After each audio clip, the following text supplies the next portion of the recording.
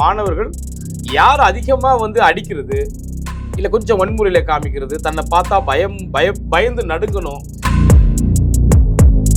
மாணவர் தான் ரோட்ல ஒரு தவறு நடந்தாலும் அந்த ஒரு பச்சைப்பன் கல்லூரி மாணவன் கேட்கறான், பிரசிடென்சி மாணவன் கேட்டான், நந்தனம் காலேஜ் கேட்டான், எல்லா சட்டக்கல்லூரி மாணவன் கேட்கறான். இன்னொன்னு, ஆசிரியர் மாணவர்களை ரொம்ப கட்டாயப்படுத்த முடியாத சூழலில் இருக்கும் இல்லையா, ஏன்னா சட்டங்கள் அப்படி. சாதி கயிறு குறியீடுகள் இல்லாத ஒரு சமூகத்தை உருவாக்கணும் ஒரு ஆணையம் கூட அமைச்சு அது ஒரு ஐக்கிய சமர்ப்பித்திருக்கிறாங்க. அந்த மாணவ பருவத்தில் அவனை நேர்த்தியா கொண்டு சென்றுட்டா அந்த மாணவர் சமூகத்தினாலே மிகப்பெரிய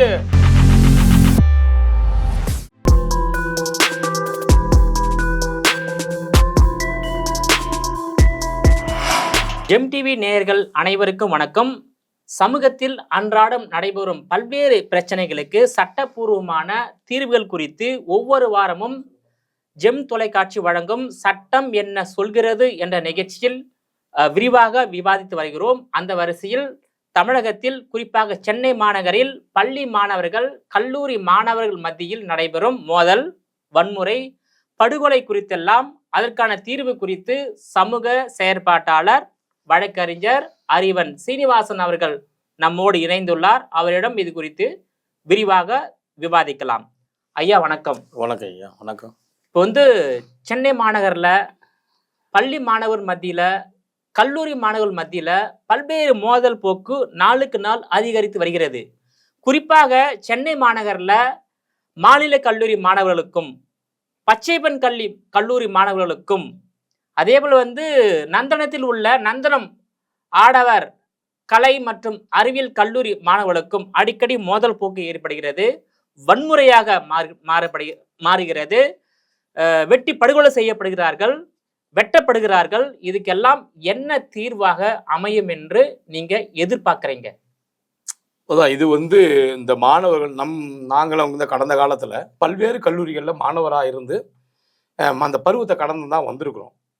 நாங்கள் இருந்த அந்த மாணவர் காலம் என்பது ஒரு அற்புதமான காலம். நாங்கள் பின்னோக்கி இப்போ நடக்கிற நிகழ்வுகளை பார்க்குறோம். எல்லா மாணவர்களையும் நம்ம சொல்ல முடியாது. இப்போ எப்பவும் காலங்காலமாக நாங்கள் இருக்கிற காலத்தில் கூட ஒரு குரூப் ஆஃப் பீப்புள் அந்த மாணவர் பருவத்தையும் மீறி சில சேட்டைகள் பண்ணுவாங்க. அது காலங்காலமாக இருக்குது.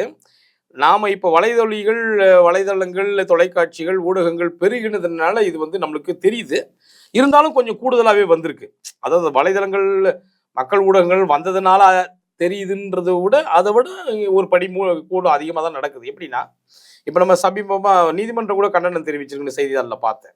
2 தரப்பு மாணவர்கள், ஒரு கல்லூரி மாணவர்களோ இன்னொரு கல்லூரி மாணவர்களோ, ஒரு பள்ளி மாணவர்களோ இன்னொரு பள்ளி மாணவர்களோ ஒரு இணக்கமான சூழ்நிலை உண்டாக்குற நிலைமை மாறி வன்முறையால் நாம் எப்படி ஒரு பெரிய ஆளா ஒரு ஆளுமை நிறைந்தவனா காண்பிக்க வேண்டும் என்ற மனநிலை இப்போ மாணவர்கள் மத்தியில ஓங்கி இருக்கிறதா தான் இந்த நிகழ்வு காமிக்குது. அதாவது மாணவர்கள் மத்தியில நான் பெரிய ஆளா, நீ பெரிய ஆளா, என் கல்லூரி பெரியதா, உன் கல்லூரி பெரியதா, என்னுடைய பள்ளிக்கூடம் பெரியதா, உன்னுடைய பள்ளிக்கூடம் பெரியதா என்ற ஒரு மோதல் போக்கு மாணவர்கள் மத்தியில் அதிகரித்து விட்டது. அதனால்தான் அந்த வன்முறைக்கான காரணமாக இருந்து வருகிறது. இதனை எப்படி அரசாங்கம் சரி செய்வது, பள்ளி கல்லூரி நிர்வாகம் எப்படி சரி செய்வது? ஆமா, நாங்க ஒரு 93 நாங்கள் கல்லூரிகளில் படிச்சிருக்கோம். பச்சைப்பன் கல்லூரி மாணவராக இருந்திருக்கிறேன், லயலா கல்லூரி மாணவராக இருந்திருக்கிறேன், சென்னை பல்கலைக்கழகத்தில் ரெகுலர் மாணவராக ஸ்டூடெண்ட்டாக இருந்திருக்கிறேன், தமிழராய்ச்சி நிறுவனத்தில் முனைவர் பட்டம் வர நான் போன மாணவராக இருக்கேன், சட்டக்கல்லூரி மாணவராக இருந்திருக்கேன், அண்ணாமலை பல்கலைக்கழகமாக, இப்படின்னு தொடர்ந்து பல்வேறு தளங்களில் பல்வேறு படிநிலைகளில் பரிமாணங்களில் ஒரு கல்லூரியில் நான் படிக்கல, எல்லாமே ரெகுலர். ஏன் ரெகுலராக நாங்கள் இருக்க வேண்டிய கட்டாயம் அங்கே இப்போ வந்ததுன்னா, அப்போ மாணவ அமைப்புகள்லாம் நாங்கள் இருந்தோம். மாணவர்கள் அமைப்பில் நீங்கள் தொடர்ந்து நீங்கள் இருக்கணும்னா மாணவராக நீங்கள் இருக்கணும். அப்போ நாங்கள் தொடர்ந்து மாணவராக இருக்கிறதுக்கு கல்லூரிகளில் தொடர்ந்து படித்தோம். அப்போ நாங்கள் படிக்கிறதுக்கு அதில் போட்டி இருந்தது. இப்போது என்ன நிலைமை மாறிடுச்சுன்னா, மாணவர்கள் யார் அதிகமாக அடிக்கிறது, இல்லை கொஞ்சம் வன்முறையில் காமிக்கிறது, தன்னை பார்த்தா பயந்து நடுங்கணும். இது எப்படி அது ஆன்டி ஹீரோயிசம் மாதிரி எப்படி சில தொலைக்காட்சிகள்லையும் சில ஊடகங்கள்லையும் திரைப்படங்கள் கூட காட்சிப்படுத்துகிறாங்கல்ல. ஒரு மாணவர் என்றால் அவர் ஒரு விஷயங்களை ஒரு நாகரிகமாக, உளவியல் ரீதியாக, ஒரு சமூக சிந்தனையோடு தீர்த்து ஒரு கல்லூரிக்கும் தான் சார்ந்த பள்ளிக்கூடத்துக்கும் பேர் வாங்கின காலம் ஒன்று உண்டு. நாங்கள் இருக்கிற காலத்தில் எப்படி இருந்ததுன்னா, ஒரு 20 ஆண்டுகளுக்கு முன்னாடி கவிதை போட்டி நடத்துவாங்க, மாணவருடைய தேர்வு இது நடக்கும், எலெக்ஷன் நடக்கும். கட்டுரை போட்டி நடக்கும், ஆன்மீக டிஸ்கஷன் நடக்கும். ஒரு புத்தகம் வந்து ஒரு ஆசிரியர் எழுதுனா அந்த புத்தகத்தை படிச்சுட்டு அதை விமர்சனம் பண்ணுவோம். அப்போ 2 குரூப்பாக பிரிஞ்சு ஒருத்தன் வந்து எங்கள் பார்வையில் இந்த ஆசிரியர் இப்படி தான் எழுதியிருக்கிறாரு, இன்னும் அவங்க இந்த பார்வையில் எழுதியிருக்கிறாரு, இல்லை உங்கள் பார்வை தப்புன்னு என்னென்னலாம் தப்புன்னு எங்கள் கருத்தில் வைப்போம், அவங்க கருத்தில் வைப்போம். அப்போ தினமும் எப்படி பண்ணுவோம்னா, நாங்கள் எல்லா கல்லூரியிலையுமே பச்சையப்பன் கல்லூரி எல்லா கல்லூரியிலையும் நாங்கள் வந்து இது மாதிரி தளம் இருந்தது. ஆசிரியர் பெருமக்களும் அவங்க என்ன பண்ணாங்கன்னா, மாணவர்கள்கிட்ட இன்ட்ராக்ஷன் பண்ணுறதுல ரொம்ப பேரார்வம் கொண்டிருந்தாங்க. மாணவருக்கும் ஸ்டூடெண்ட்டுக்கும் மாணவருக்கும் பேராசிரியர் ஆசிரியர்களும் உள்ள இடைவெளி வந்து அப்போலாம் அவ்வளோ நெருக்கம் இல்லை, அதிகம் இல்லை, நெருக்கமாக இருந்தது. அப்போ அவங்க என்ன பண்ணுறாங்கன்னா, நாங்கள் அனுபவிச்சதில் ஒவ்வொரு நாளும் வர்ற பொழுது எங்களுக்கு வந்து ஒரு இதை கொடுத்துருவாங்க, தலைப்படை இந்த புத்தகம் இருக்க ஒரு 4 குறை நீ வாசிக்கணும், வாசிச்சுட்டு நீயே அதுக்கு வந்து விளக்கம் சொல்லணும். தவறான விளக்கம் இருந்தால் அந்த எதிர் டீம் அதுக்கு வேற ஒரு விளக்கம். ஏன்னா உரையாசிரியர் வேற எழுதியிருப்பாங்கல்ல, 2 உரையாசிரியர் இருக்காங்கன்னா, மூவா ஒன்று எழுதுறாருன்னா இன்னொருத்தர் கலைஞர் எழுதிய உரையை சொல்லு, இதில் எது தப்பு சரின்னு இப்படி போவோம். நாங்கள் வீட்டுக்கு போவோம், டிக்ஷனரி எடுத்து இந்த வேர்டுக்கு என்னென்னு பண்ணுவோம். எங்கள் அறிவு புலவன் மூலம் நான் உன்னோட பெரிய ஆளுன்னு காமிக்கிறேன். இங்கேருந்து ஒரு கல்லூரிக்கு போவோம். இந்த கல்லூரி என்ன பண்ணுவோம்னா, நந்தனா ஆர்ட்ஸ் காலேஜில் நாங்கள் அந்த முன்னாடி கிரவுண்ட் இருந்தது, இப்போ கூட இருக்குன்னு நினைக்கிறேன். அங்கே உட்காந்துட்டு அந்த கல்லூரி மாணவர், எங்கள் கல்லூரி மாணவர், இப்படி பல்வேறு கல்லூரி மாணவர்களை கூப்பிட்டு ஒரு ஆசிரியரை, இப்போ வந்து கவிதை ஒன்று எழுதுகிற மேத்தாவெல்லாம் நாங்கள் அழைச்சிருக்கோம். அப்போ இப்போ இருக்கிற மனுஷபுத்திரன் ஐயாவெல்லாம் கூப்பிட்டுருக்கோம். இதே மாதிரி எல்லா ஆளுமைகளும் கூப்பிட்டு, ஐயா நீங்கள் எழுதின கவிதையில் நாங்கள் ரிவ்யூ பண்ணுறோம். அப்போ பேசுகிற பொழுது ஒரு தரப்பு இல்லை ஐயா நவீனமாக எழுதுறாரு, இல்லை பின்னவீனமாக எழுதுறாரு, இயற்கையலாக எழுதுறாரு, இந்த வார்த்தைகள்லாம் இப்போ உள்ள மாணவர்களுக்கு தெரியாது. இதெல்லாம் நாங்கள் பேசணும். அப்போனா தினமும் நாங்கள் ஆக்குப்பைடாக இருந்தோம். மாணவர்கள் தினமும் ஆக்குப்பைடா, ஒரு இயக்கவியல் ரீதியாக ஒரு ஆரோக்கியமான ஆக்குப்பைடா இருந்தால் இந்த மாணவர்கள் பருவம் எப்பவுமே எப்படி இருக்கும்னா, எதையாவது ஒன்று ஒரு புதுமையாக பண்ணணும்னு தான் இருக்கும். அது அவங்கள நம்ம தப்பு சொல்ல முடியாது. இயற்கையே ஒரு உளவியல் ரீதியாக மனிதனுக்கு ஆற்றல் கொடுக்குற பருவம் என்றால் மாணவ பருவம் தான். அதான் கண்ணதாசன் கூட சொல்லுவார், ஒரு ஒரு மனிதன் தன்னுடைய வாழ்க்கையை எந்த வகையில் எந்த திசையை போகணும்னு முடிவு பண்ணுறான்னா, அவன் அந்த மாணவ பருவத்தில் ஒரு முடிவு எடுக்கிறான் இல்லையா, அவன் எப்படி வேணாலும் எந்த வகையில் வேணாலும் போகலாம், அது அவனுக்கு ரைட்ஸ் இருக்கு. ஆனால் அந்த பருவம் தான் அதை முடிவு பண்ணும். அதனால அந்த மாணவ பருவம் இருக்கு இல்லையா, கல்லூரி காலம் வரையும் தான் மாணவ பருவம். அந்த மாணவ பருவத்தில் அவனை நேர்த்தியாக கொண்டு சென்றுட்டா அந்த மாணவர் சமூகத்தினாலே மிகப்பெரிய ஆற்றல்கள் வழங்கும். உலக புரட்சிகள்லாம் மாணவர்கள் முன்னெடுத்து சென்றது தான்.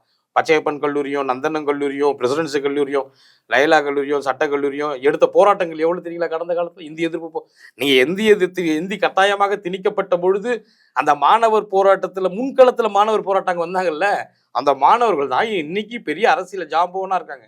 ஐயா வைகோவாகட்டும், இன்னைக்கு இருக்கிற எல்லா பெரிய பெரிய ஹிஸ்டரி வைரமுத்துவா இருக்கட்டும், அவர் கவிதையில வந்து ஆற்றல் படைத்து கவிதையின் மூலம் மாணவர்களை தட்டி இப்படின்னு ஒவ்வொரு நபர்களும் அந்த மாணவர் பருவத்துல எப்படி செயலாற்றுனாங்கன்னா, ஆக்கப்பூர்வமா இந்த ஒரு சமூகத்துல நாம பிறந்துட்டோம், அரசு வந்து இலவச கல்வி தருது, தனியாரும் கல்வி தராங்க, ஆனா அதுல படித்த நாம் இந்த சமூகத்துக்கு திரும்ப எப்படி ரிட்டர்ன்ஸ் கொடுக்க போறோம்?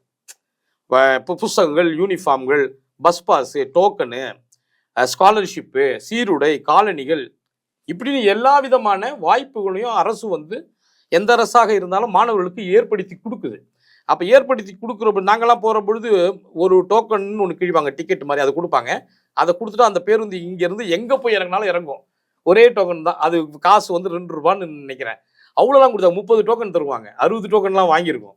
இவ்வளோ மாணவர்களுக்கு அரசு வந்து கல்வித்துறை வந்து பணத்தை செலவு பண்ணி, நீங்கள் அந்த அந்த நீதிமன்றத்தை சொல்கிறார் வருத்தப்பட்டு, மிகப்பெரிய இது வந்து மாணவர்கள் மத்தியில் இது பெரிய பிரச்சனையாக இருக்குது. ஒரு 10 ஆண்டு காலம் இந்த மாதிரி போராட்டங்களில் ஈடுபட்ட தரவுகளை எனக்கு கொடுங்கன்னு ஒரு செய்தி நான் பார்த்தேன்.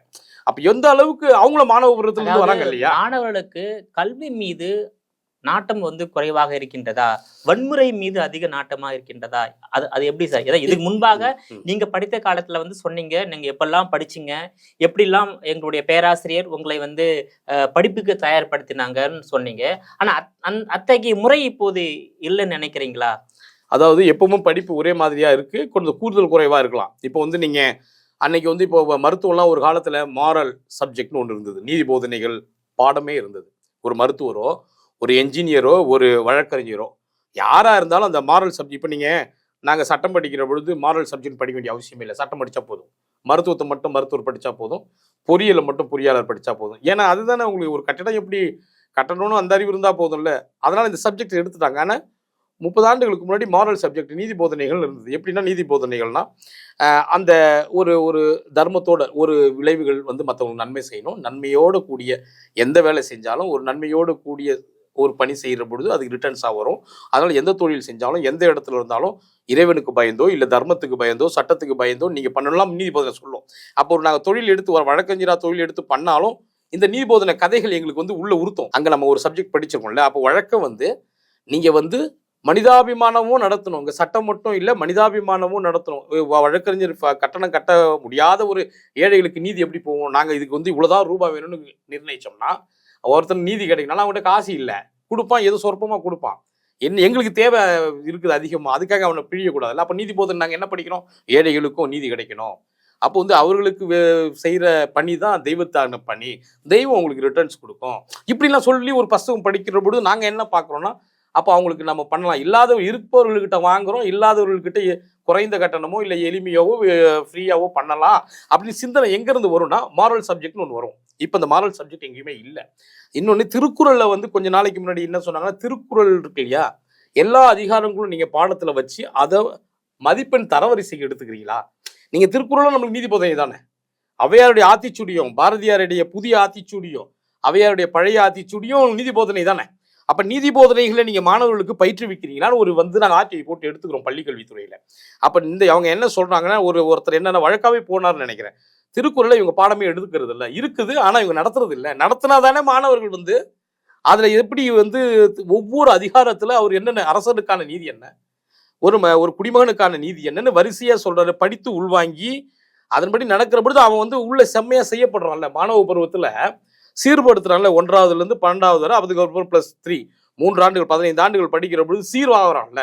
அந்த அகச்சீராய்வு பண்ணுறதுக்கான அந்த மாரல் சப்ஜெக்ட் நீங்கள் எடுக்கிறீங்கனாலும் ஒரு வழக்கு போட்டு நாங்கள் நடத்துகிறோம்னு இவங்க சொல்கிறாங்க. அது உண்மைத்தன்மை ஆராய நாங்கள் வழக்கை இது போட்டோம், ஆர்டிஐ போட்டு போகிற பொழுது நாங்கள் ஒவ்வொன்றுத்துக்கும் 10 குறள் நாங்கள் வரிசையாக இல்லை 20 குறள் வச்சு அதுக்கு தேர்வு எழுதுகிறோம், பாடம் விளக்கம் சொல்கிறோம், அதுக்கு விளக்க உரை எழுத இத்தனை ஆசிரியரை பற்றிலாம் வச்சு விளக்க சொல்கிறோம்லாம் எங்களுக்கு பதில் கொடுத்துருக்காங்க. அது எந்த நடைமுறையில் இருக்குன்றது அவங்க கொடுத்த பதில் இது. அப்போ என்ன நாங்கள் படிக்கிறப்போ எப்படி இருக்குது, இப்போ எப்படி மாறி இருக்குன்னா, இன்னொன்று ஆசிரியர் வந்து மாணவர்களை ரொம்ப கட்டாயப்படுத்த முடியாத சூழலில் போயிருக்கோம் இல்லையா. ஏன்னா சட்டங்கள் இப்படி இருக்கு. நீங்கள் மாணவர் ஒரு என்ன டீச்சர் இப்படி சொல்லிட்டாரு அப்படின்னா அது ஒரு விசாரணை வருது இல்லை, கல்வித்துறை சார்பாகவும் சட்ட ரீதியாகவும் வருது இல்லை. அப்போ என்ன ஆகுதுன்னா, மாணவர்களை ஆசிரியர்கள் வந்து அடிக்கக்கூடாது, கண்டிக்க கூடாதுன்னு எப்படி சொல்லல, அடிக்கக்கூடாது, தண்டனை கொடுக்க கூடாது. ஆனா எப்படி ஆயிடுது, அறிவுரை வழங்கிதான் படிக்க வைக்க முடியும். ஆனா வந்து ஒரு சின்ன ஸ்கேலை எடுத்து மெல்லமாக அடிச்சாவே அது பெரிய அடி மாதிரி. உங்களுக்கு வந்து சில ஊடகங்கள் எல்லாமே சொல்லலை, சில பேர் பெரிதுபடுத்தணும்னு சிந்தனை உள்ளவங்க பெரிதுபடுத்திடுறாங்க இல்லையா.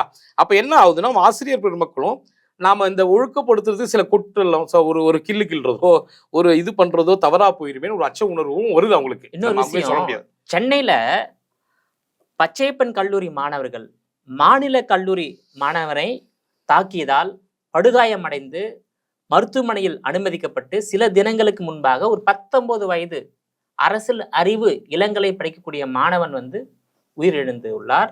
அப்புறம் இன்னொரு மாணவரையும் வந்து மாநில கல்லூரி மாணவரை பச்சைப்பன் கல்லூரி மாணவர் வந்து அறிவாளால் வெட்டியுள்ளார். ஸோ வந்து இந்த பச்சைப்பன் கல்லூரிக்கும் மாநில கல்லூரிக்கும் ஏன் இந்த மோதல் போக்கு நடைபெற்று வருகிறது? அதையும் தாண்டி இந்த நந்தனம் கலை மற்றும் அறிவியல் கல்லூரி மாணவர்களும் இந்த வன்முறையில் ஈடுபடுறாங்க. ஏன் சென்னையில் அந்த 3 அரசு கல்லூரிகளுக்கிடையே இந்த மோதல் போக்கு? நம்ம இந்த கல்லூரிகளுடைய இந்த கல்லூரிகள் தான் மோதலில் ஈடுபடுதுன்னு சொல்லிட்டு அந்த கல்லூரிகளில் இருக்க மற்ற மாணவர்களும் பண்ற மாதிரி ஆயிரும். அது ஒரு சிலர் பண்றாங்க, அது எல்லா இடங்கள்லையும் உலகம் முழுக்க அது நடக்குது. மாணவர்கள்னா அந்த நேரத்தில் துடிப்பாவே இருப்பாங்க. ஆனா அந்த துடிப்பு வந்து இந்த இயக்கவியல் ரீதியா போதா ஆக்கப்பூர்வமா போதா இல்லையான்றதான் பிரச்சனை. ஆனா இந்த டைம் இந்த காலத்துல வந்து இப்ப நீங்க இந்தி போராட்ட எதிர்ப்புல இருந்து இன்னைக்கு வர பச்சையப்பன், அதாவது இந்தி போராட்டம் என்பது சமூகம் சார்ந்த பிரச்சனை. நம்மளுடைய உரிமையை மத்திய அரசிடமிருந்து பாதுகாப்பதற்காக மாணவர்கள் கையில் எடுத்த ஒரு போராட்டம். அந்த போராட்டம் என்பது வேறு, இது என்பது வேறு. இது வந்து மாணவர்கள் மத்தியில ஒரு வன்முறை கலவரம், அதுக்கு இதுக்கும் வித்தியாசம் இருக்கு. வன்முறை கலவரம் வந்து தடுக்கப்பட வேண்டும். ஒரு மாணவர் இன்னொரு மாணவரை வெட்டப்படுவது தடுக்கப்பட வேண்டும்.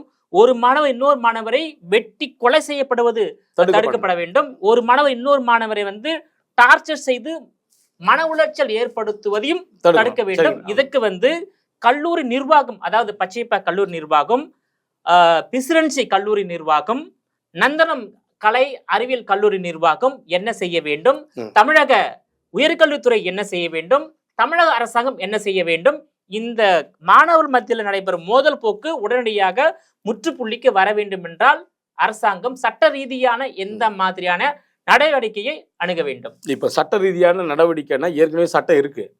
ஒரு சாதாரண மனிதர் என்ன தவறு பண்ணாரோ அதே பனிஷ்மெண்ட் தான் மாணவருக்கு இருக்கு. புதுசா சொன்ன சட்டம் இயற்ற வேண்டிய அவசியம் இல்லை. ஒரு மாணவருக்கும் ஒரே சட்டம் தான். என்ன அந்த 18 வயசுக்கு கீழே போனா சிறார் அவங்க ஜெயிலையோ மற்றவங்களும் பெரிய ஜெயிலில் போடும், இவ்வளவுதான் ஒழிய எல்லாமே ஒண்ணுதான். ஆனா இங்க என்ன பார்க்கணும்னா எதிர்காலம் வந்து மாணவர்களுடைய கையில இருக்கு. அப்ப இந்த கல்லூரிகளும் நாங்க படிக்கிறப்ப எப்படி இருந்த மாதிரியான செட்டப்பை கொண்டு வரணும்னு சொல்றோம். எப்படி பண்ணா ஒவ்வொரு மாணவர்கள் தேர்வுலாம் அவங்களுக்கு எலெக்ஷன்லாம் எந்த காலேஜ்லையும் கிடையாது. அதெல்லாம் கொஞ்சம் கொஞ்சமா கட் பண்ணிட்டாங்க. பச்சைப்பன் கல்லூரியில் நாங்கள் படிக்கிறப்போ கட் பண்ணிட்டாங்க. ஒவ்வொரு கல்லூரியிலையும் நாங்கள் படிக்கிற காலத்தில் அப்படியே கட் ஆயிடுச்சு. அதனால தான் 2000 ஆண்டில் நாங்கள் வந்து அகில இந்திய மாணவர்களுடைய ஊர்வலம் நடக்கிற பொழுது நான் தாங்க பச்சையப்பன் கல்லூரியில் தலைமை தாங்கி 2 பேருந்துல மாணவர்களை அழைச்சிக்கிட்டு போயிட்டு அதாவது கல்வி கேட்டு, எல்லாருக்குமான வேலை கேட்டு, எல்லா மக்களுக்குமான சுதந்திர காற்று, தண்ணி, இதை மாதிரி பொது மக்களுக்கான ஒரு நலவிலக்கு வளங்களுக்கு மாணவர்கள் முன்கை எடுக்கணுன்ற சிந்தனையை நாங்கள் அப்போ வளர்த்தோம். அப்ப எங்களுக்கு என்ன ஆயிடுச்சுன்னா, அப்ப இந்த மாணவர் தான் வந்து ரோட்ல ஒரு தவறு நடந்தாலும் அந்த பச்சைப்பன் கல்லூரி மாணவன் கேட்கறான், பிரசிடென்சி மாணவன் கேட்டான், நந்தனம் காலேஜ் கேட்டான், எல்லா சட்டக்கல்லூரி மாணவன் கேட்கறான். அப்போ மாணவர் கையில ஒரு உதாரணத்துக்கு ஒரு பிக் பாக்கெட் ஓடுறான்னு வச்சுங்களேன், அவன் தைரியமா நாங்க படிக்கிறப்போ மாணவர் தான் ஓடி போய் அவனை பிடிப்பான். பொதுமக்கள் பயந்துகிட்டு இருக்கிற பொழுது அந்த மாணவர் என்ன பண்ணுவான்னா போய் பிடிச்சி கொடுக்குற பொழுது அவன் ஹீரோவா இருப்பான். ஓ ஸ்டூடெண்ட், நான் பச்சைப்பன் காலேஜ் ஸ்டூடெண்ட், நான் நந்தனம் காலேஜ் ஸ்டூடெண்ட், பிரசிடென்ட் சொல்றப்போ அந்த கல்லூரிக்கு பேர் வருது. உண்மையில நடந்தது அப்போ. அதே போல இந்த ஒரு பள்ளி நாங்கள் பேருந்துல போற பொழுது யாராவது ஒரு பெண்மணியோ வயது முதிர்ந்தவரோ நின்றுக்கிட்டே வந்தா மாணவர் நிற்பான். இன்னைக்கு ஃபுட்போர்ட்ல தொங்குற மாணவரை மட்டுமே வச்சு மாணவர் சமுதாயத்தை நம்ம போய் குறைப்போம். ஏன்னா 6-7 கல்லூரியில் நாங்கள் வந்திருக்கிறோம், பல டிகிரிகளை படிச்சு, முனைவர் பட்டம் வல்ல இதெல்லாம் படிச்சு அது நேரடியான களத்தில் இருந்ததுனால சொல்றோம். நம்ம கொஞ்சம் புத்தகத்தில் மட்டும் படிச்சது சொல்ல, நாமளும் அந்த மாணவராக இருந்ததுனால சொல்றோம். அப்போ நாங்கள் என்ன பண்ணோம்னா, அப்போ வந்து ஒரு ஆளுக்கு பிளட் நாங்கள் டொனேஷன் கொடுப்போம். அப்போ வந்து கல்லூரியிலேயே அந்த ஏற்பாடு பண்ணுவாங்க. இந்த வரலாற்றுத்துறை முதலாண்டு பிளட் டொனேஷன் கொடுக்கணுங்க, நீங்க போயிருங்க, இந்த மாதிரிலாம் கேட்குறாங்கன்னு டீச்சரே சொல்லுவாங்க. அப்போ நாங்கள் என்ன, எங்களால் ஒரு 2 பேர் உயிரோடு இருக்கிறான், பச்சைப்பன் கல்லூரிக்கு பேர் வருதுன்னு போய் பிளட் கொடுப்போம். அப்போ இந்த இடத்துல கல்லூரியில் வந்து இது நடக்குதுங்க, இன்டர் காம்படிஷன் நடக்குதுன்னு டீச்சரே வந்து மாணவர்களை தயார்படுத்துவான். திருவள்ளூர் ஹாலுக்கு வந்துருங்க, இன்னைக்கு திருக்குறள் போட்டி. அப்போ எல்லா ஆசிரியர்களும் என்ன பண்ணாங்கன்னா மாணவர்களை மோல்டு பண்ணாங்க. உள்ளேயே ஸ்கூல்லேயே அது நடந்தது. பள்ளிக்கூடத்துலையும் தமிழாசிரியர் உட்பட ஒவ்வொரு ஆசிரியரும் அவங்க என்ன பண்றாங்கன்னா மாணவர்களை ஒரு தளத்துல அவங்க எஜுகேட் பண்றாங்க. எங்க சார்லாம் வந்து அப்போ வந்து 1900களில் 87 to 90 வரையும் நான் படிக்கிறேன், 10th 12th. அப்போ அவரு கால் கொஞ்சம் தாங்கி நடக்கிற ஆசிரியர். அவரு மாணவர்களை கூட்டு போய் ரேடியோ ஸ்டேஷன், டிவி ஸ்டேஷன்லாம் பேச்சு போட்டிக்கு இப்போதான் வலைதளங்கள் தனியார் தொலைக்காட்சிகள்லாம் வந்துருச்சு. அப்ப அழைச்சிட்டு போய் நாங்க கொண்டு வர்ற பொழுது எங்களுக்கு நாங்கள் பெரிய கவிஞரா ஆவறதுக்கு அவர் வாய்ப்பு கொடுக்குறாரு, உழைக்கிறாரு. அப்போ இந்த டீச்சர்களுக்கும் மாணவர்களுக்கும் உள்ள இன்டராக்ஷன் இடைவெளி அதிகரித்து விட்டது. நீண்ட இடைவெளி. அதாவது மாணவர்களை வந்து பாடத்துக்கு தயார்படுத்துவதை காட்டிலும் பாடத்தை சார்ந்து மற்ற சமூக விஷயங்களிலும் பொது அறிவு வளர்த்துக் கொள்வதற்கான வாய்ப்பை ஏற்படுத்தி கொடுக்கின்ற ஒரு முறை இப்போது குறைந்து விட்டது, ரொம்ப குறைஞ்சிருச்சு. ஏன்னா நானும் இப்போ நம்ம பிள்ளைங்க படிக்கிறாங்க இல்லையா, அப்ப நம்ம பாக்குறோம் இல்லையா, பாக்குற பொழுது என்னன்னா முன்ன இருந்த நிலைமை அந்த ஆசிரியர் மாணவர்களுக்கான இடைவெளி இருக்குல்ல, மாணவரும் தன்னுடைய பொறுப்பை உணர்ந்து ஆசிரியர் வந்து நம்மளுடைய தாய் தந்தை மாதிரின்னு அவங்க அதை மாதிரி அன்பா பழகணும், அவங்க கிட்ட ஒரு ஒரு மோதல் போக்கு கொள்ளாம. அதே மாதிரி டீச்சர்ஸ் ஆசிரியர்களும் இவங்க நம்ம பிள்ளைங்கன்ற உணர்வு கூடுதலா வரணும். இருக்கு இப்போ, இல்லைன்னா இல்லை, ஆனா இன்னும் கொஞ்சம் நெருக்கம் வரணும்னு நம்ம சொல்றோம். ஒண்ணு, அரசு எப்பவுமே நிதி ஒதுக்குவது எல்லாமே பண்ணிக்கிட்டு தான் இருக்கு. இப்ப எங்க சிக்கல் வருதுன்னா, இந்த ஒண்ணு வீடு, 2வது ஸ்கூல், இடையிலே இந்த மாணவ பருவத்தில் டிஸ்டர்ப் பண்ற மாதிரியான புற விஷயங்களும் வந்திருக்கு. எப்படி வலைதளங்கள், சினிமாக்கள், இந்த மாதிரி விஷயங்களும் அதிகமாயிடுச்சு. இப்ப நீங்க 10-15 ஆண்டுகளுக்கு முன்னாடி அதெல்லாம் கிடையாது. வெறும் தூர்தர்ஷன் அரசு தொலைக்காட்சி மட்டும் இருக்கும். வெள்ளிக்கிழமை ஒளியும் போடுவான், சனிக்கிழமை ஞாயிற்றுக்கிழமை ஒரு படம் போடுவான், அவ்வளவுதான், முடிஞ்சிச்சு. மற்றெல்லாம் வயலும் வாழ்வது தான். அப்போ அங்க நேரம் அதிகமா இருந்தது. நேரம் அதிகமா இருக்கிற பொழுது நம்மளுடைய சிந்தனை வந்து டிஸ்ட்ராக்ஷன் ஆகிறதுக்கான வாய்ப்பு இல்லை. கூடுதலான தேடுதல் இருந்தது. தேடுதலுக்கு சரியா தீனி போடுறதுக்கான களம் இல்லைன்றதுனால ஆசிரியர்கிட்ட நம்ம கதையை கேட்டோம், மாரல் சப்ஜெக்ட் கேட்டோம், திருக்குறளை கேட்டோம், பேச்சு போட்டி வைங்கன்னு சொன்னோம், விளையாட்டு போட்டி வைங்கன்னு சொன்னோம். வேற இடங்கள்ல இன்னொரு கல்லூரிக்கு காலேஜ் ஸ்கூல் காம்படிஷன் இப்படின்னு ஒரு ஆரோக்கிய போக்கு இருந்தது இல்லை. இப்போ நாம் இதெல்லாம் செஞ்சுக்கிட்டே இருந்தாலும், உதாரணத்துக்கு நம்ம வீட்டை சுத்தமா வச்சிருக்கோம்னு வச்சுக்கங்க. வீட்ல அழுக்கு இல்லாம, சேக்காடை இல்லாம ஒரு ஆரோக்கிய நிலைமையில இருக்குன்னு வச்சுங்களேன். சாலையில போறபொழுது எங்கேயோ ஒரு ஒரு தண்ணி தேங்கி இருந்தா, கண்டிப்பா அதுல கால வச்சு தானே போறோம். நாம் ஒழுங்கா இருந்தாலும் எங்கோ ஒண்ணு தேங்கி நிக்கிற இடத்துல அழுக்கு படுதுல்ல. அதுபோல இந்த பள்ளி, இந்த கல்லூரி மாணவர்கள் பேரண்ட் கிட்ட ஒரு ஐக்கியம் இருந்து மாணவர்களையும் பிள்ளைகளை வளர்த்தாலும் இடையில ஒரு டிஸ்டர்ப் பண்ற காரணிகள் இருக்கு. அதாவது மாணவர்கள் வந்து வன்முறையில் ஈடுபடுவதற்கு சின்னத்திரை வண்ணத்திரையும் ஒரு காரணமாக இருப்பதாக சொல்றீங்க. இன்னொன்னு வந்து மாணவர்களுக்கும் ஆசிரியர்களுக்கும் குறிப்பாக பேராசிரியர்களுக்கும் உள்ள இடைவெளியும் அதிகரித்து விட்டது ஒரு காரணமா இருப்பதா சொல்றீங்க. ஏன்னா நாங்க பெரியார்தாசன் ஐயா பெரியார்தாசன் பச்சையப்பன் கல்லூரியில படிக்கிற வேலை செய்யற பொழுது பணி செய்யற பொழுது நாங்க அங்க படிச்சோம். அங்க படிக்கிற பொழுது அவர் வந்து அந்த பழைய கேன்டீன் ஒன்று இருக்கும். மாலை கல்லூரி அலுவலகத்துக்கு பக்கத்துலேயே ஒரு கேன்டீன் இருக்கும். அங்கதான் ஒரு டேபிள் போட்டு சாயந்தரம்லாம் உட்காந்துக்கிட்டே இருப்பார். உட்காந்துக்கிட்டே இருக்கிற பொழுது அவர் வந்து ரொம்ப நேரம் உட்காந்துட்டு இருப்பார். அவர் வந்து தத்துவத்துறை பேராசிரியர், நாங்கள் வரலாற்றுத்துறை மாணவர்கள். அவர்கிட்ட போய் பேசுவோம். ஏன்னா அவர் பெரிய ஜாம்பவான், அறிவு உலகத்தில் ஜாம்பவான் இல்லையா. அங்கே போய் நாங்கள் பேசுகிறப்போ ஐயா கிட்ட இன்ட்ராக்ஷன் பண்ணுவோம். அவர் வந்து பல விஷயங்கள், கடந்த கால விஷயங்கள், எப்படி நீங்கள் வந்து இந்த சமூகத்தை பார்க்கணும், உங்களுக்கான கடமைகள் என்ன, இன்னைக்கு இவ்வளோ ரூபா வரி பணம் போட்டு அரசாங்கம், இப்போ ஒரு மாணவர் இப்போ வெட்டிக்கிறாங்க இல்லையா, அந்த மாணவர்கள் குறித்து நாங்கள் அப்பயும் பேசுவோம். இப்போது இந்த மாதிரி ஒரு சிலர் மாணவர் மாதிரி நம்ம இருக்கக்கூடாது. எப்படி இருக்கணும், எங்கள் அம்மா அப்பா 2000 ரூபாய் ஃபீஸை கொடுத்து கல்லூரிக்கு அனுப்புகிறாங்க. ஆனால் அந்த ஒரு கல்வியை நாங்கள் பெறுவதற்கு, உதாரணத்துக்கு ஒரு வரலாற்றில் ஒரு டிகிரியை வாங்குறோன்னு வச்சுங்களேன், இங்கே இருக்கிற வந்து தமிழ்நாட்டில் இருக்கிற 10 கோடி மக்களில் படிக்கிற வாய்ப்பு உள்ளவன் வந்து சொற்பம் தானே. ஒரு 5 லட்சத்துல பேர் போறாங்கன்னு வச்சுக்கோங்க. கல்லூரிக்கு போறவங்க இன்னும் கம்மியாயிடுறாங்க. அப்ப அவ்வளவு பேருக்கு வாய்ப்பு மறுக்கப்பட்டு ஒருத்தன் கடினப்பட்டு அவன் கல்லூரிகளுக்கு போறான், பள்ளிக்கோ கல்லூரிக்கோ போறான். ஏன்னா 8ஆவதுல டிராப் அவுட்ஸ், 10ஆவதுல டிராப் அவுட்ஸ் எல்லாம் மீறி அவன் 10ஆவது வரான், 12ஆவது வரான், +3 கல்லூரிக்கு போறான், முதுகலை போறான், ஆய்வியல் அறிஞர் இப்படிலாம் போறான்னு வச்சுக்கோங்க. அப்போ இந்த ஒவ்வொரு கட்டத்துக்கும் போற பொழுது நான் கொடுக்குற 2000 ரூபாய், எங்க அம்மா கொடுக்குற 2000 ரூபாவே கஷ்டம் தான். அது நகையை வச்சு தாலியை வச்சு தான் கொடுக்குறாங்க. ஆனா ஒரு முதல் தலைமுறை மாணவர் அங்க போற பொழுது கொடுக்குற 2000 ரூபாய் கட்டணம் இருக்குல்ல, அதனாலதான் நம்ம படிக்கிறோமா? அந்த இந்த வானளாவிய கட்டடம் கட்டப்பட்டதுக்கான வரி பணம் கொடுத்தது யாருன்னு உணர்வு எங்களுக்கு இருந்தது. இது நாம இல்ல, படிக்க முடியாத தன்னுடைய பிள்ளைகளை கல்லூரிகளுக்கு அனுப்பாத ஒரு கொத்து வேலை செய்யறவனோ, தச்சு வேலை செய்யறவனோ, இல்ல எல்லா மக்களும் கொடுக்குற வரி பணம் தான் மொத்த பில்டிங்கா இருக்கு. அண்ணா அதை தான் சொல்லுவார் மாணவர்கள் மத்தியில. மாணவர்களே, நீங்கள் மாணவ பருவம் என்பது மிக சிறந்த பருவம். நீங்க இந்த கல்வி சாலையில வந்து உட்கார்ந்து இருக்கிறீர்களே, இங்க வானளாவிய கட்டடமும் அங்க உள்ள மேஜை நாட்காலிகளும் அந்த பேராசிரியர் பெருமக்களும் நீங்கள் கொடுக்கிற வரிப்பணத்திலிருந்து வருகிறார்கள். நீங்கள் மட்டுமல்ல, உங்களுக்கு சம்பந்தமில்லாத பொதுமக்களுடைய வரிப்பணத்திலிருந்து நீங்கள் உருவாக்கப்படுகிறீர்கள். உருவாகி நீங்கள் அதே பொதுமக்களுக்கு இதை திரும்ப தர வேண்டும். அந்த உணர்வோடு நீங்கள் இந்த கலாசாலையை விட்டு வெளியேறுங்கள்னா சொல்லுவார். அப்பனா அந்த மாணவர்களுக்கு இந்த உணர்வை ஊட்டக்கூடிய வேலையே வந்து ஆசிரியர் செய்யணும், படிச்ச பேரண்ட்ஸ் செய்யணும், சினிமாக்கள் செய்யணும். ஆனா கடந்த காலத்துல நாம் பார்க்குற காலத்துலலாம் சினிமாக்கள் எப்படி இருந்தது? ஒரு கல்லூரி முடிகிற பொழுது அவங்க உள்ள டிஸ்கஷன் நடக்கும், நல்ல கருத்து போர்லாம் நடக்கும், பண்ணுவாங்க. இந்த பக்கம் சிவாஜி பாடுவார், அந்த பக்கம் சரோஜா தேவியா யாரும் இன்னொருத்தவங்க பாடுவாங்க. நாம் இங்கிருந்து வெளியே போகிற பொழுது எங்கே போகிறோம்னு தெரியாது. ஆனால் நம்ம கடந்த இந்த பாதை இருக்குல்ல, பசுமை நிறைந்த நினைவுகளை தான் சுமந்து கொண்டு வெளியே போகிறோம். பசுமை நிறைந்த நினைவுகளில் பாடி திரிந்த பறவைகளே, இனிமேல் நம்ம வந்து எங்கெங்கேயோ பறந்து போகிறோம், ஆனால் பறந்து செல்லுங்கள், எங்கன்னு தெரிய முடியாதுன்னா அந்த பிரிவு விபச்சாரத்தை பாட்டு பாடுவாங்க. அப்போது அந்த பிரிவு விபச்சாரத்துக்கு முன்னாடி அங்கே என்ன நடக்குதுன்னா, அந்த நிகழ்வுக்கு முன்னாடி அவங்க பஸ்ஸை உடைக்கல, கல் எடுத்து அடிக்கல. ஆனா அங்க அந்த கலாசாலை என்பது அறிவுக்கு போட்டியா இருக்கும். அந்த படத்துல பாத்தீங்கன்னா அதே மாதிரியே இருந்தது. ஒரு 10 ஆண்டுகளுக்கு முன்னாடி எல்லாம் சிறப்பா இருந்தது. அதுக்கு பிறகு என்ன வருதுன்னு நம்ம இன்னும் கொஞ்சம் கூந்துக்கணும். உலக பொருளாதாரம் வருது இல்லையா, நாம வந்து சிறிய மாணவருக்கும் டீச்சருக்கும் மட்டும்தான் இது பிரச்சனை அப்படின்னு பார்க்காம, இது புறக்காணிகள் அடுத்ததா என்ன வருது, வலைதளங்கள். நீங்க தொட்ட உடனேயே ஒரு சின்ன ஒரு டிவைஸ் போன் இருந்தா போதும், நீங்க ஷார்ட்ல தள்ளிக்கிட்டே போனா ஒவ்வொரு நிகழ்வு வருது, நல்லது வருது, கெட்டது வருது. அப்போ ஒரு மாணவனுக்கு வந்து வெளியே ஒரு பள்ளிக்கூடத்துலையும் இப்போ வீட்லையும் எவ்வளோ அறிவுரை சொல்லி அறவுரை சொன்னாலும் அவனுக்குள்ள இருக்கிற சின்ன டிவைஸ் இருக்குல்ல, ஆக்கப்பூர்வமாக பயன்படுதா அழிவுபூர்வமாக பயன்படுதா. அப்போ நீங்கள் என்னதான் ஃபீல்டு நம்ம நல்ல உணவுகள் கொடுத்தாலும் கெட்ட உணவுகள் கொடுக்கறதுக்கான வாய்ப்பு ஒரு காலத்தில் மாணவரும் டீச்சரும் நூலகத்துக்கும் கொடுத்தா மட்டும்தான் அறிவு வரும்ன்ற காலம் போய் எல்லா அறிவும் நல்ல அறிவும் கெட்டவும் அவன் பாக்கெட்லயே இருக்க.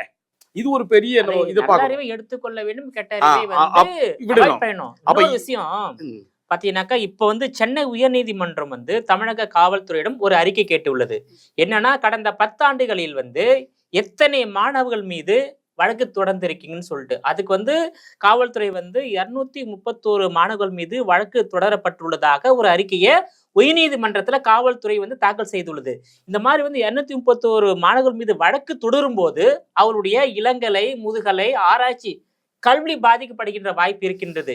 இன்னொன்னு, மாணவர்கள் வெட்டப்படுவது, படுகொலை செய்யப்படுவதால் பெற்றோர்கள் எதனை நம்பி கல்லூரிக்கு மாணவர்களை படிக்க அனுப்பி வைப்பாங்க? இந்த அச்சம் பெற்றோர்களுக்கும் உள்ளது, மாணவர்களுக்கும் உள்ளது, ஒட்டுமொத்த தமிழ்நாடு மக்களுக்கும் உள்ளது. இதனை தடுப்பதற்கு அரசாங்கம் என்ன செய்ய வேண்டும்? தமிழக காவல்துறை என்ன செய்ய வேண்டும்? கல்லூரி நிர்வாகம் என்ன செய்ய வேண்டும்? கல்லூரி அந்த வளாகத்துல காவல் நிலையம் அமைக்க வேண்டுமா என்ன?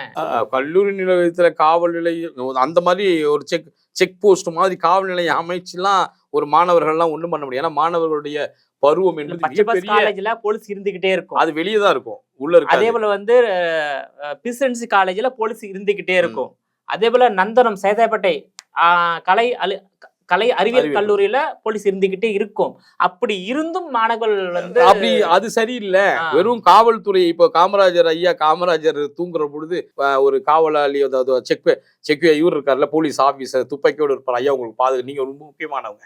அவர் சொன்னாரா, நான் முக்கியமானவர் தான், ஆனா நீ துப்பாக்கியோட என்னுடைய இதை காப்பாற்ற முடியாது, நீ தூக்கி போய் உட்கார, நான் படுக்கிறேன்னாராம்.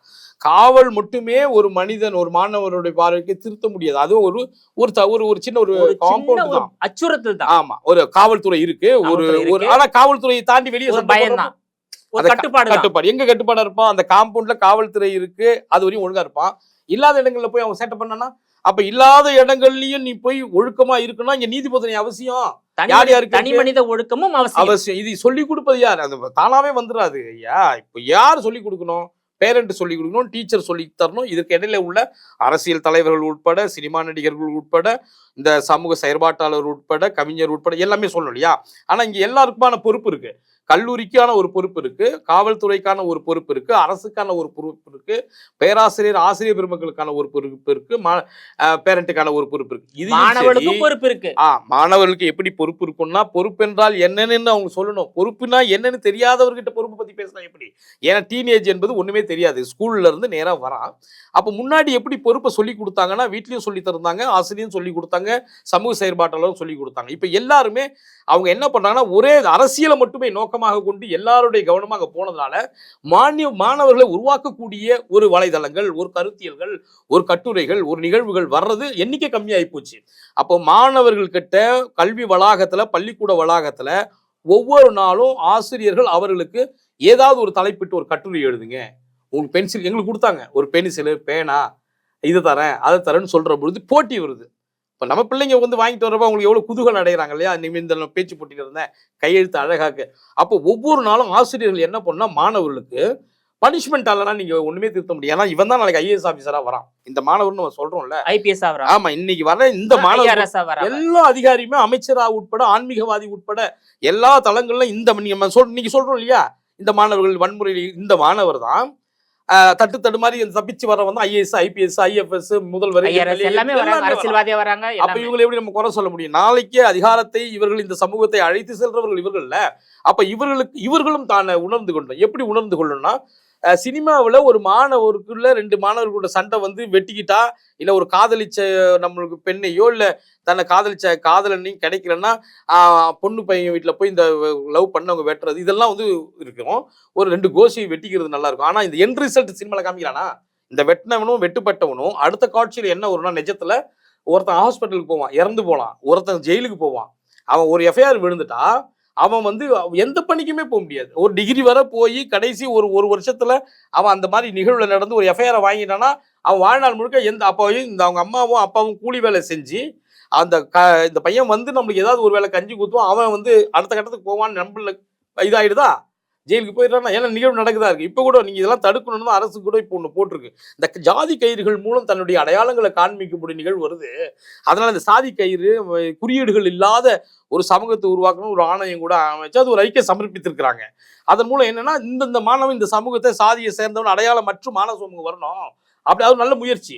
ஆனா அடுத்தடுத்து என்ன இருக்குன்னா, இந்த கல்லூரிகள்ல மாணவர்கள் இன்ட்ராக்ஷன் நடக்கிறதுக்கான மாணவர் சங்கம் இருக்குல்ல, மாணவர்களுக்கான ஒவ்வொரு வகுப்புக்கான ஒரு தேர்தல். நீங்க ஒட்டுமொத்த கல்லூரிக்கான மாணவர் தேர்தல் நடத்த வேண்டாம். நீங்க என்ன சொல்றீங்க? அதனாலதான் நீங்க கலவரங்கள் வருது. ஒரு மாணவர் இவன் போய் அங்க பண்றான்றீங்க. நீங்க அடுத்த கட்டத்தை யோசனை பண்ணுங்க. நாங்க பச்சைப்பன் கல்லூரிலாம் தேர்வுலாம் நடக்கணும்னு கொஞ்சம் சட்ட போராட்டம் பண்ணிட்டு இருக்கோம். அப்ப வந்து ஒவ்வொரு வகுப்பு பிஏக்கு எம்ஏக்கு இப்படின்னு ஒவ்வொன்றுத்துக்கான ஒரு வகுப்புக்குள்ள அவங்க வந்து அந்த பேராசிரியர் வந்து சம்பளத்தை வாங்கணும். நம்ம ஏன்னா முன்னாடிலாம் சம்பளம் கம்மி, ஆசிரியர்களுடைய சமூக நோக்கம் அதிகமா இருந்தது. இப்போ வந்து சமூக நோக்கம் கொஞ்சம் சுருங்கிட்டு தான் நாங்க பார்க்குறோம். சம்பளம் அதிகமாயிருது இல்ல, லட்சக்கணக்கில் வந்துருது. அப்ப கூடுதலான அவங்க வந்து கவனத்தை செலுத்தி மாணவர்களுக்கும் ஸ்டூடெண்ட்டுக்கும் இடையில ஒரு நெருக்கத்தை ஏற்படுத்தி சமூக சிந்தனையை வளர்த்தி, அது எது மூலமா இருக்கட்டும், கட்டுரை போட்டியா இருக்கட்டும், இருக்கட்டும், ஜாலி ஏதோ ஒரு வடிவத்தில் பண்ணி அவன் வெளியே அனுப்புற பொழுது அந்த ப்ரொடக்ஷனை மாணவர் அந்த கல்லூரியை விட்டு வெளியே அனுப்புற பொழுது ரோட்ல போற ஒரு சாதாரண ஆளு நம்மளுக்கு பொறுப்பானவன், அவன் கொடுத்த வரி பணத்துல நம்ம படிச்சோம், 2000 ரூபாய் நம்ம கையில காசு இருந்து நம்ம படிப்பு இல்ல, அவன் காசு கொடுத்து அவன் சம்பந்தமே கிடையாது, ரோட்ல போறவங்க நமக்கு சம்பந்தம் இல்லை, அவன் கட்டி கொடுத்த காசுல தான் நம்ம படிச்சோம் பொறுப்புணர்வு வர்ற மாதிரி நடந்துகிட்டு மக்கள் வரி பணத்தில் தான் நம்ம படிக்கிறோம் என்ற உணர்வு மாணவர்களுக்கு வர வேண்டும் என்றது நீங்க விரிவா சொல்லிட்டீங்க. உங்களுடைய விரிவான தகவலுக்கு ரொம்ப நன்றி சார். நன்றி. நீங்களே மீண்டும் இது போன்ற மற்றொரு சட்டம் என்ன சொல்கிறது என்ற நிகழ்ச்சியில் சந்திக்கிறேன். அதுவரையில் உங்களிடமிருந்து விடைபெறுவது நான் உங்கள் விஜயபாலன்.